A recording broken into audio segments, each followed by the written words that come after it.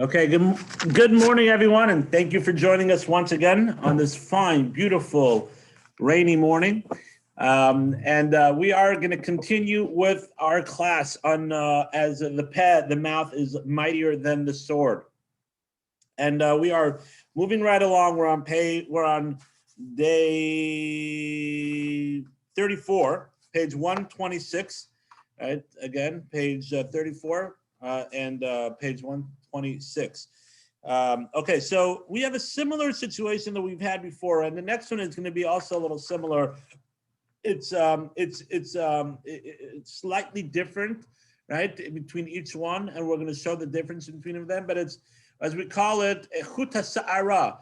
It's thin as a hair, and I just want to talk about the importance of recognizing the different things that are sometimes thin as a hair, and it really it's a very important topic to discuss in general when we're talking about halacha, right? And I'm not going to get too off topic on this, but I think it's an important point to bring out.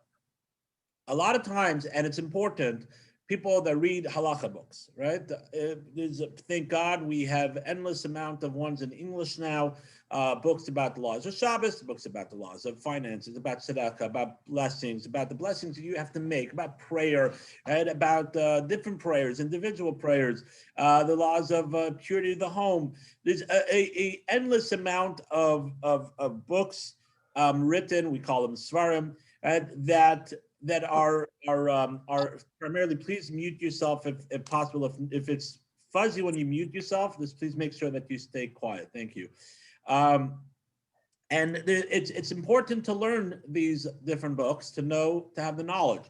But at the same time, it's also very important to remember that in halacha and Jewish law, every individual case, right, could be slightly different, and therefore the halacha could be completely different than what you read, even though it seems similar, right? For example, blessings, right? Even laws of blessing, right? It says that you make on anything that has flour, you make a mazonos on, right? But it really depends. There's a big question about licorice, right? For all our licorice lovers, right? We got a lot of them over Shachmanis, over Purim, right? It's a big question because the flour over there is not there for the taste. The flour is for keeping the paste together. And therefore, there's a whole debate regarding it's halachically, if it's not there for the taste, right? You don't make a mazonis, you make a shahakal. But the question is what is it? Is it really there for the taste? Does it not create a taste?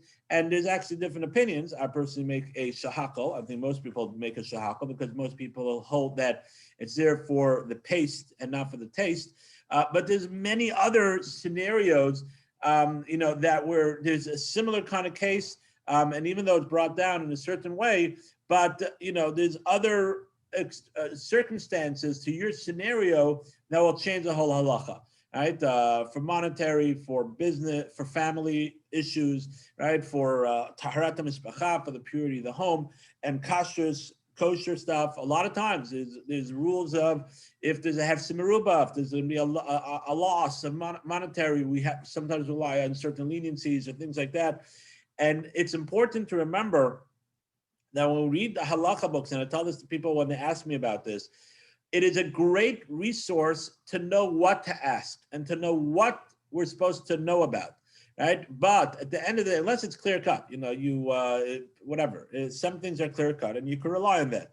But once there's a little complication, right? How old was the pot when you dropped in the fleishik knife, or what's inside at the time, and how old when was the last time that was used, and how much food was in there, and there's a lot of different scenarios. Right? And therefore, it's important to remember, right, that you have to ask. Those are great resources to know and to have a broader knowledge of what to ask, because a lot of times you don't even know what to ask. You don't know that there is a problem with some things. So it's important to have knowledge, but to know what to ask. And because a lot of times it could be really a thin, chuta sa'ara, the thin of a hair, can make a difference of what the final psak halacha, the final halachic decision will be. And your friend, you ask, put it out on WhatsApp, and you ask, oh yeah, I had a similar thing. The rabbi told me this. You had a similar thing, but it could be for this person, it's different. And also it could be for you because of your circumstances and the rabbi knows about certain things. And so it's very important to remember that there's a difference sometimes of chuta asara, the thin over here, of regarding questions. So why am I talking about this today? Right? I think it's an important thing, right, to always remember. Right? But it makes a difference regarding the two cases that we're going to talk about today. Right, where we see two cases that seem very similar, right, but there's a small difference in between the two, right, and therefore the halacha comes out slightly different. So let's start with the case.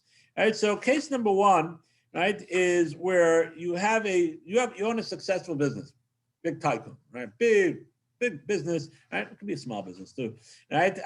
And you're another business owner in your community is seeking a new accountant. Ask you about someone you used to use, right? You used to use a certain accountant. You used to use Chaim Shmuel, right? I used to use Chaim Shmuel, and now you're Chaim Yankel. Yes, Bonnie. We didn't do day 34. That's the next day.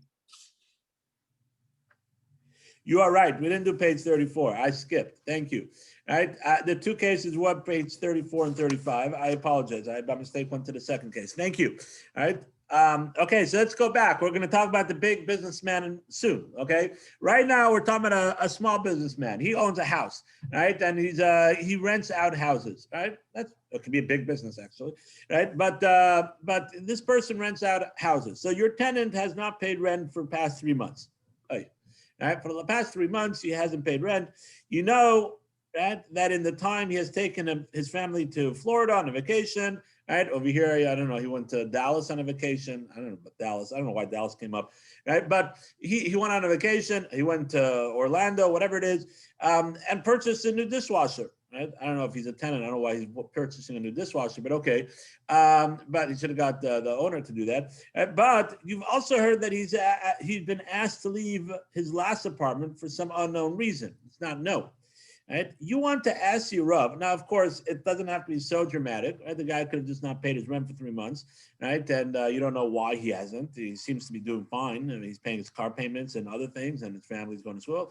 You don't know why, right? But they're making it more dramatic. You know, on vacation, and he's purchasing things, right? You also, so you want to ask your Rav, who is also your tenant's Rav, right, to intervene and to get him to pay the rent. How much information should you impart to him? Right, so how much information are you allowed to give, right, to your Rav, right? Because it's lashon hara to certain, because you're saying things about your tenant, and you're talking in a derogatory way, in a negative way. So the question is, again, how much information are you allowed to give to your Rav, right? So the answer is like this, right? The answer is like this. We are permitted to relate only the minimal amount of information that is necessary, right, to achieve your goal. Best situation is when you can just direct someone to a place where he will see the problem for himself. And if that's not possible, you should state your case in the least negative way that will still be effective, right? So let's say I was in this situation, right? How would I approach the situation, right? So in this scenario, it's hard to direct the person to a certain way, certain place, because there's nowhere to direct them, right? Direct them to your house, direct them to what, right? So it's hard to send direction, right? But I would say like this: listen, Rabbi. Right? I'm not judging anybody. I don't know people's business, and I'm not saying it's done maliciously, right? But I'm having a problem, right?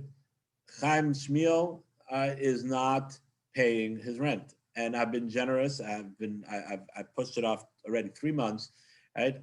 But I'm personally getting hurt. All right, I have mortgages to pay, I have bills to pay, and besides the point, he owes me that money, right? And I don't know, could be he doesn't have the money, but could be he does, but it seems to be known in the community. He just went to Florida on a trip, right? Again, maybe he won the trip, maybe yes, maybe not, but I really hope that you can help me resolve this without, having to go to court or, getting lawyers involved, and let's just try to keep this in house. Right. I really don't want to make a big mess out of this. Right. Calling the sheriff's office to evict him and things like that. All right. So the way you presented it, right? The way you presented it is being presented that you're not judging the person. Right? You put your information out there as the facts, right? Not making it. You could have said the whole thing. Do you know Chaim Shmuel? Right, the guy that's went on a trip. The guy is probably loaded. Right, he's robbing me of my money. Right, he's mama's. He's a meshuggah. He's just a terrible person. Right, I can't believe this. Right, for 3 months I've been nice. I've been generous, and he hasn't paid me a cent. Right? He goes ahead on vacation and takes his family and bought a new car. Right? But what, me? What am I, chopped liver? You hear the difference? I don't know about the chopped liver, right? But you hear the difference of how it could be presented? There's different ways something can be presented. And the important point of this halacha, right, is that one has to make sure that the way he's presented, this is really klal 2, if you remember, rule number 2, right, of the toelas, of doing things in toelas, and it's really bringing it out in a very important point. If you go back to your charts that we did, and klal 2 was that make sure that you just keep to the facts, and there's no judgments. And you have to make sure you don't judge the person. Right? And that's something extremely important. You have to take care of business. Now, regarding, let's say that doesn't work and call the sheriff's office and things like that, there is definitely a halakhic allowance for that. As I said, every situation is different. One has to consult his rabbi, right, to make sure that he's doing it according to halacha, right? But yes, there's plenty, unfortunately, Jews go to court cases. Best thing, we always try to first take care of it in Jewish court. Right, is again another important thing to just put out there, because the case allows us to reinforce this idea. We try to take care of things sort of in-house, but not necessarily because try to keep it quiet, but halachically, you're supposed to try to take care of things with a Jewish courthouse, with a rabbi. Right now, if that's not possible, right, so then a lot of times rabbis will encourage you. Right, unfortunately, we have to go to take care of it legally in the secular courts. Right. That sometimes has to be done, right? But even then, we try to do it in the most kosher way, meaning to say without blame, without pushing people, without trying to be derogatory about people. So that's case number 1. Right? That's case number 1. Let's do case number 2, and then afterwards we'll talk about some of the hashkafa, some of the philosophy that it comes out with these 2 things that we're going to talk about. Right? Any questions on that before we move on? Okay. All right. So let's move to case number 2. Case number 2 is like this. So back to our successful businessman, right? Chaim Shmuel this time will be the successful businessman, right? Chaim Shmuel is a successful businessman, right? And he multiple businesses, and his friend Yankel Pfefferkorn, right, he's starting off a business, and he needs a good accountant, right? He needs a good accountant. He's a creative.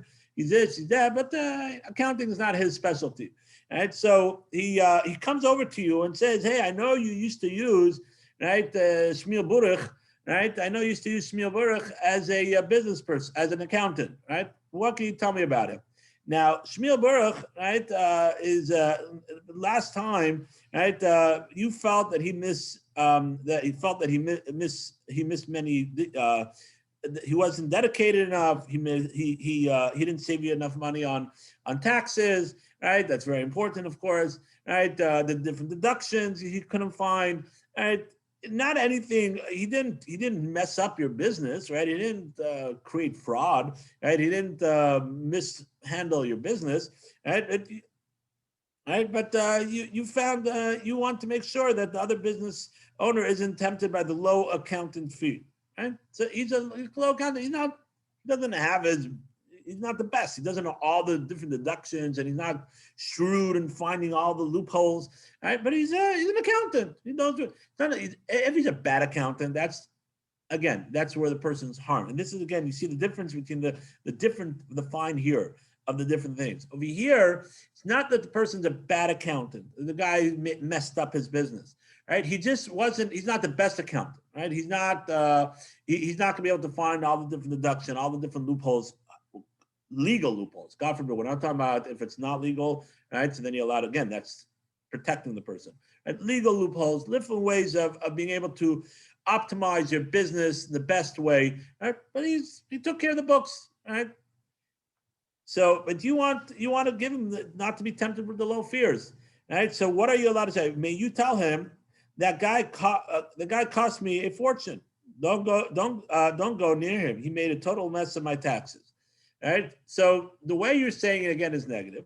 B, you're telling him not to go with this person, and then as we said, right? He didn't ruin the guy's business, right? The IRS didn't come after him. He just didn't find all the deductions. He didn't, right? He might have paid too much in his taxes that he could have found other ways. So he again, the guy got hurt. He could have found better, he could have saved more money, right? He could have paid less taxes, right? But at the same time, it wasn't something that directly got harmed from. Right. So the question is, are you allowed to tell them? So the answer over here is, we have no right to say negative information or omit or alter the facts, even if we feel that doing so will serve a constructive purpose. Right. We did a morning minute a couple of days ago. Actually, don't remember when it was. Right, it might have been Friday or last, because I didn't do one yesterday. Right, about the end does not justify the means. Right, we did a morning minute about that. Right, we have to remember that just because you feel that you're going to help the person out, right, long term, he's gonna save money on his taxes. This guy's a shrewder accountant; it'll be better for him. Right, this guy's not such a shrewd accountant; it won't be good for him. Right, you're still not allowed to say negative things about someone. That's not called toelis.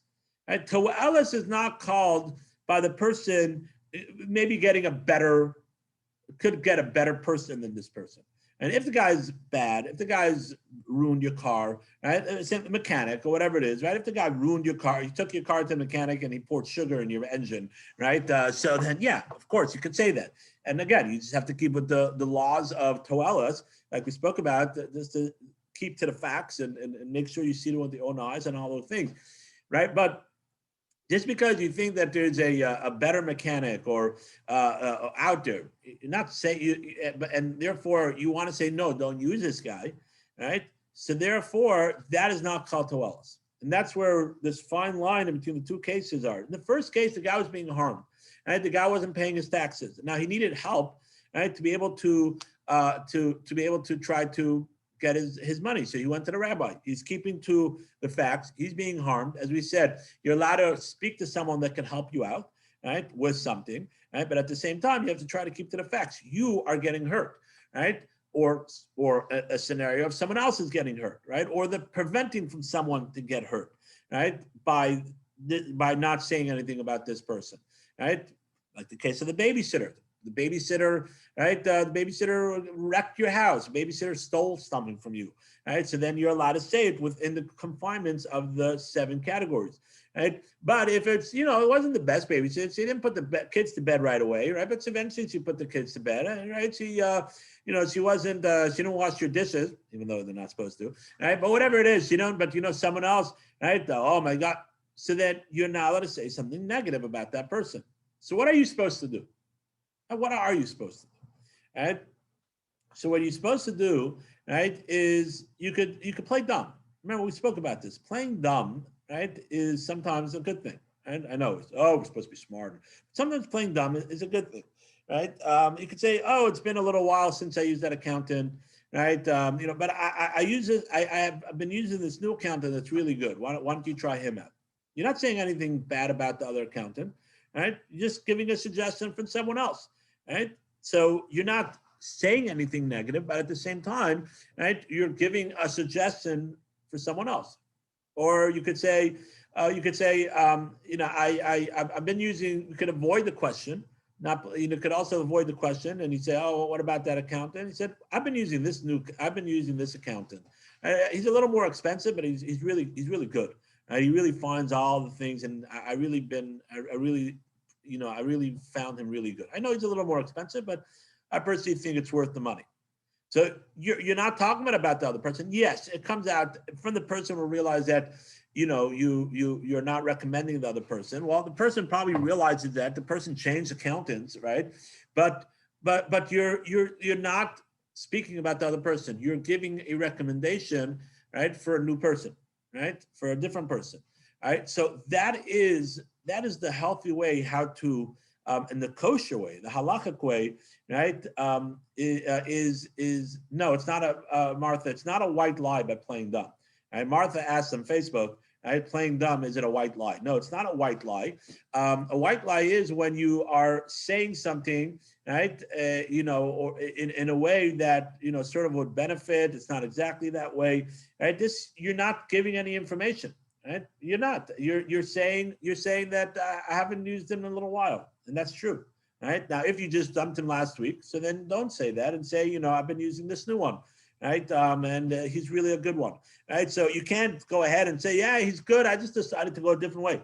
That is lying, right? That's a white lie, right? But by playing dumb in the sense of I haven't used him in a little while, but I've been using this person. That's true.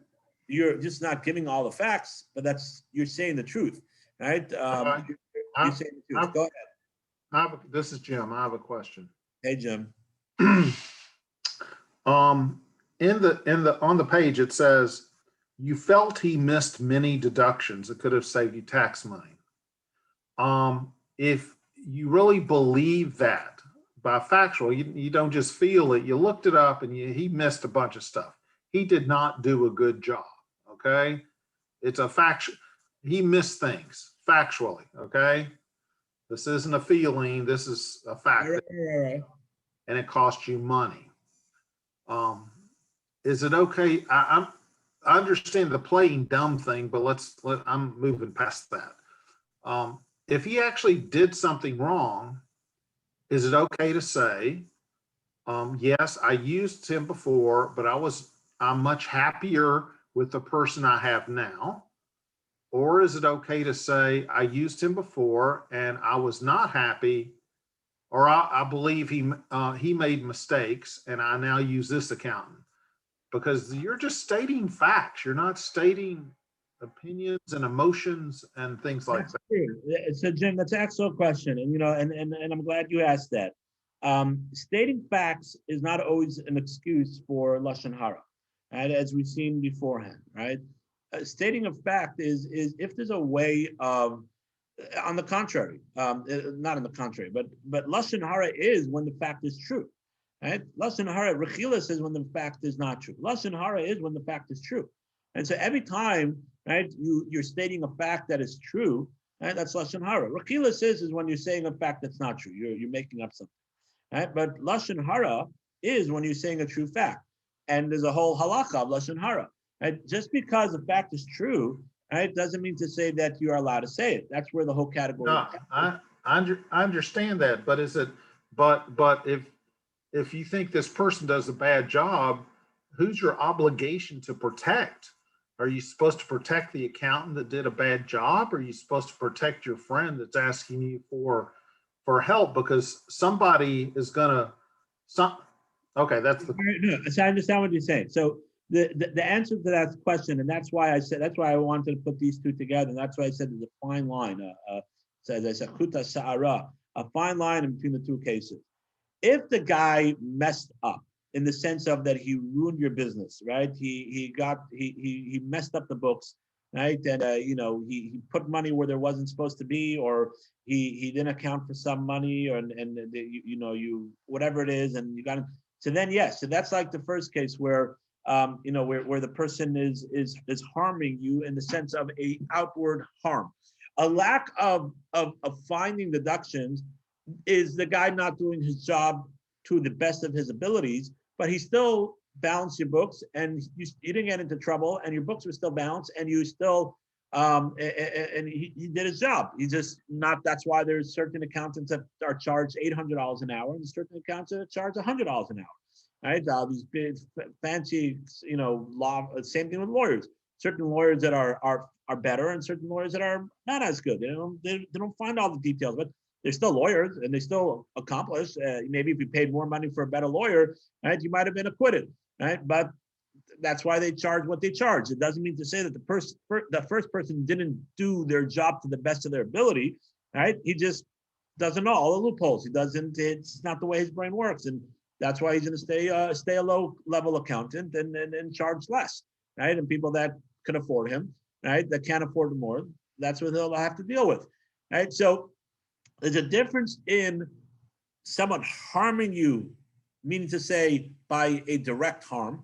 If a lawyer or an accountant or whatever it is, a mechanic, right, goes ahead and does something that directly harms you, an action that harms you, right? They didn't do their due diligence in the sense of that a lawyer didn't file a claim when he was supposed to file a claim, right? Now you lost the case or whatever it is, or or accountant that didn't balance your books correctly, or a mechanic that poured sugar in your engine, right? Not to that extent, right? But whatever it is, right? So that is sort of like the first case of where there's a direct harm, and therefore you're allowed to say the facts of this person is not an accountant, right? This person, I'm sorry, he wasn't able to balance my books, right? And I don't recommend him. And it's just a factual way, right? No emotions, no nothing, right? In a factual way, you could say that. But over here, and that's why the case, and that's what I mean to say that every case is so important to know all the details. Over here, the person balanced the books. He even found him some. He got some of the deductibles and things like that. He wasn't able to find all of them. He missed some, right? He did miss some. He's not the best accountant. He's not. He's not charging $800 an hour, right? But he balanced the books and he was able to your taxes. He sent out your taxes and for your complicated business, right? And he found you some deductions, but he wasn't able to find all of them. So that is not considered a negative harm. That he just wasn't able to find you more things, right? That's not considered a negative harm. So yes, you're allowed to say something in the sense of trying to stay positive, and that's the examples that I gave. He was a good accountant, but I really found this guy to be much more diligent. I recommend this guy, or say, I haven't used it in a little while, or, I don't want to talk about, but I really recommend. I know he's a little more expensive, but it's worthwhile. In this kind of scenario, you have to try to stay in a positive, right? To give the information in a way where you are not talking about negative about the person, because the guy did do his job. He just didn't find you all the different deductions, right? But so that's where the fine line is, right? But I'm glad you asked that, because that's where it's important to see, right, the difference of a harm, right, or he just wasn't able to find you extra things, which yes, you lost money of it, and you got harmed, right? But it's just finding more things. And I mean, I've personally experienced that also. People that I've got to do my taxes. One year I got someone to do my taxes. They didn't recognize this or this. And the next year I didn't go with them. I found someone else that was able to find more deductions, right? So I'm not going to say that person was a bad accountant, right? I appreciate what they did, right? And I wouldn't be able to do it, right? But I appreciate what they did. But, I found someone else. And if someone asked me, I would say, I think this person is a much better person. I would recommend to do this person. And that's sort of where the fine line, right, is. And that's why it's so important to know all the details of the case before you just make a decision on what the halacha is. Any other questions?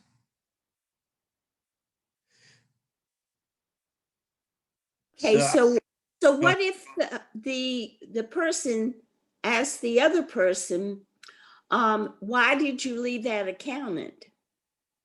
Okay, excellent. So what happens if they directly ask you why you left that accountant, right? So now you're a little more of a pickle, right? So you could say, you're now being direct. You can't just avoid the question, right? You can't, right? So you ask. So what you could say is like this. You could say, listen, right? We weren't a good shidduch. We weren't a good match, right?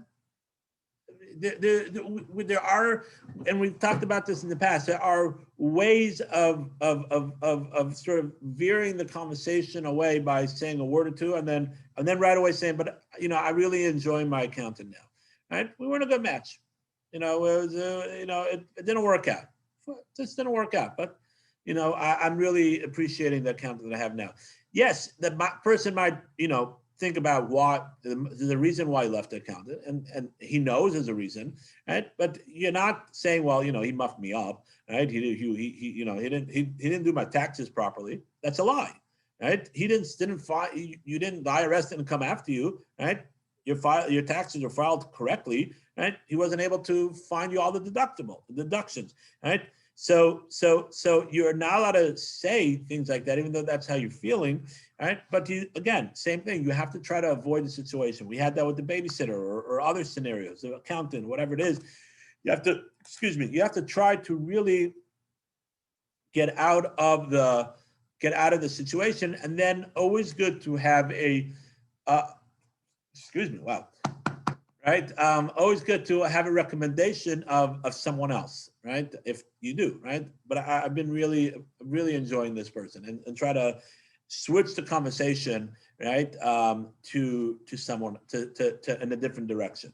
You're right. If they ask you directly, so you have to say, we just weren't a good shidduch. We weren't a good match. Just I decided to go a different way because I heard great things about this accountant. That's another way. I decided to go a different way because I heard great things about this guy, and I've been really, and I'm glad I made the change because I'm really happy with this guy. Right? He's really shrewd, but he really knows his stuff really well, and I've been really happy with this guy. It's another way of not talking negative about the person, right? But just sort of again changing the conversation. And my friends, this is such a good example of, in general, not only in this case, in general, right? As we'll see, if you notice, right?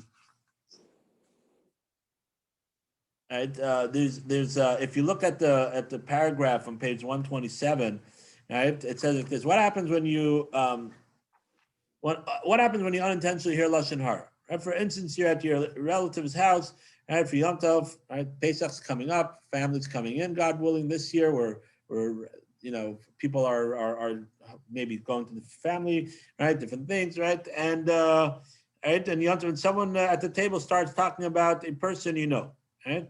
Chavetz Chaim says that at that time you can actually do some good by hearing that. For instance, you might be able to counterbalance the negative story with a positive information about the same person.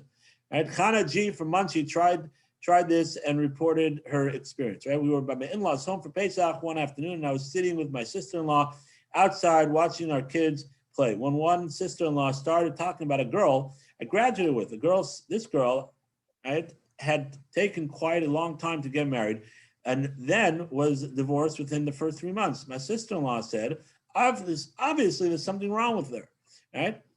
So I was able to state, that I know the girl, and she was very sweet and very smart. I knew I did some good because my other sister-in-law said, you really can't judge like that. Sometimes, right, perfectly nice, normal people have these challenges, and you don't know why. Right? So it's a similar, again, a similar idea, right? Of we have to try to switch the conversation. We have to try to make the conversation in a more of a positive light, right? And over here, again, same thing. What I would say, I heard great things about this other accountant, and I decided to switch, and I was very happy with it. Right? I was very happy with it. And now, again, the person, if he wants to pay the extra money, and this guy's $800 an hour, this guy's $300 an hour. So if he wants to pay the extra $800, so then he gets what you pay for, right? And that's how it goes. You get what you pay for, right? And if he doesn't want to spend extra money, so then he might not save some money on his taxes, right? He might, right? But at the same time, you're not giving him someone that will harm his business, right? Or harm his car, right? Or harm his home, right? That is when you have to say, right? Speak to that. You have to say in a very matter of fact, hey, listen, this guy's a very nice guy and he means well, but he personally, he messed up my books. It could be, you know, it was a mistake or whatever it is, right? Maybe other people he's fine, but personally, he messed up my books, right? And move on, right? So that's when, because you're avoiding a situation and just say matter of fact with all the facts that we spoke about beforehand, and then move on. But in a scenario like this where he didn't mess up your books and he's a good accountant, right? He just doesn't know all the loopholes. He's not shrewd like other ones. Or so then it's up to the person's decision if he wants to pay the extra $500, right, to pay for a more shrewd one or not. You're telling him, I decided to do that. I felt it was worth it for me. I heard good things, and I decided to pay the extra $500, and I was happy with it. Now it's his decision what to do. So that's sort of how I would answer that question. Any other questions or comments?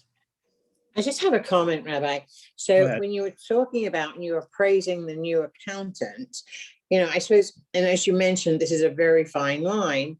But, you know, if you go overboard in praising your new person, I mean, the other guy, you know, the person asking the question will come to the conclusion that whether it was a good shitter, you know, you're saying it wasn't such a good shitter or something, they're going to come to some conclusion, aren't they? I mean, because it's human nature to, Bonnie, excellent point.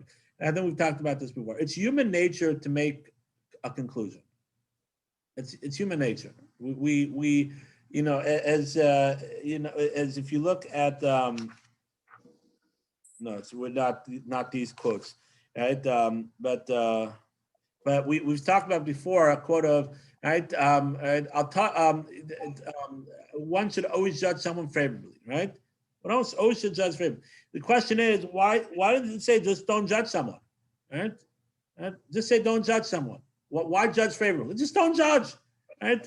Nowadays, just don't judge, right? We're all into everybody's feelings, and just don't judge, right?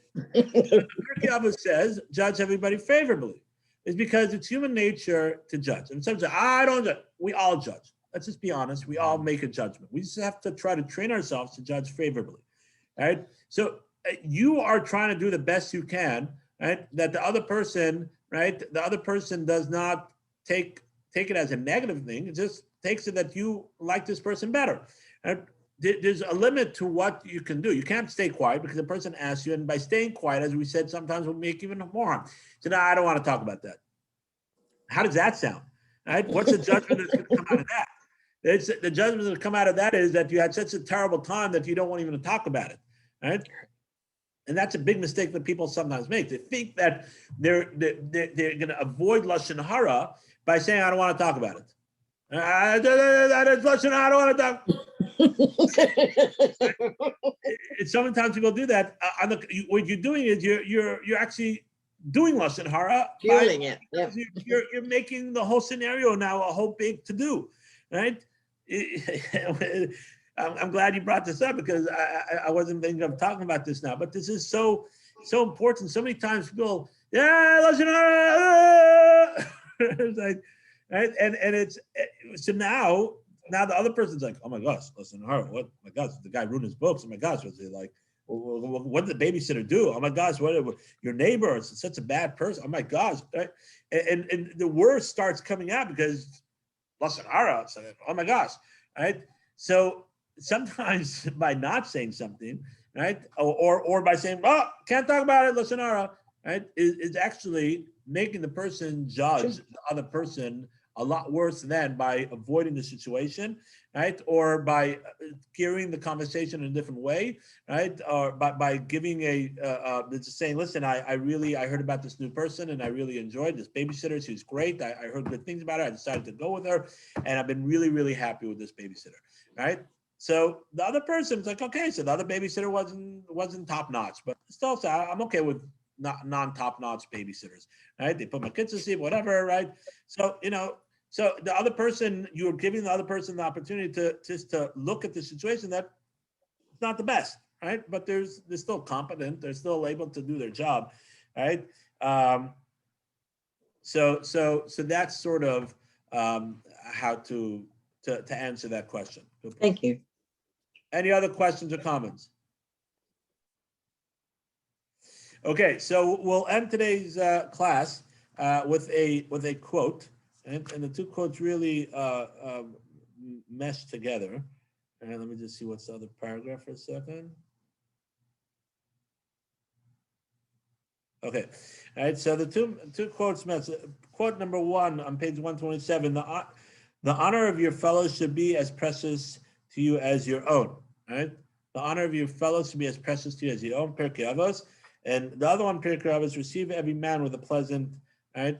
Receive every man with a pleasant face, with a pleasant complexion. Be pleasant to every person, right? And the two things really coincide with each other, work together. If you're able to honor every fellow, right, should be precious to you as your own. Your honor of your fellow is precious to you as your own. Then you'll be able to receive every person, say their panim yafos, right, with a pleasant face, with a pleasant demeanor, right, and because you respect every person, right. And we talked about this. This is the root of lashon hara, the root of judgment. Right, is if you recognize that every person is a tzelem Elokim, is an image of God, right? And realize that we all have faults and realize that we all have great abilities, right? So then you will honor every person as your own. And then you'll be able to look at every person with a pleasant face and not allow the negatives of the person, even if you directly know about it, forget about talking about them, but you know about certain faults and certain things that irk you. But when you realize that they're Tzelem Elokim and respect the good things, find the good things about them, right? Then you'll be able to greet them, right, with a pleasant face, with a pleasant demeanor, and say, "Good morning, how you doing?" Have a conversation. Doesn't mean to say you have to be best friends, right? But be able to greet every person, and not when you see someone, I need to walk the other side, or let me cross the street, or whatever it is, right? Because you, in your hearts of hearts, realize that we all have good and bad. We're all created in the image of God, and therefore we respect each other, and therefore then we could also greet every person, say their panim yafos. Thank you everybody for joining us today.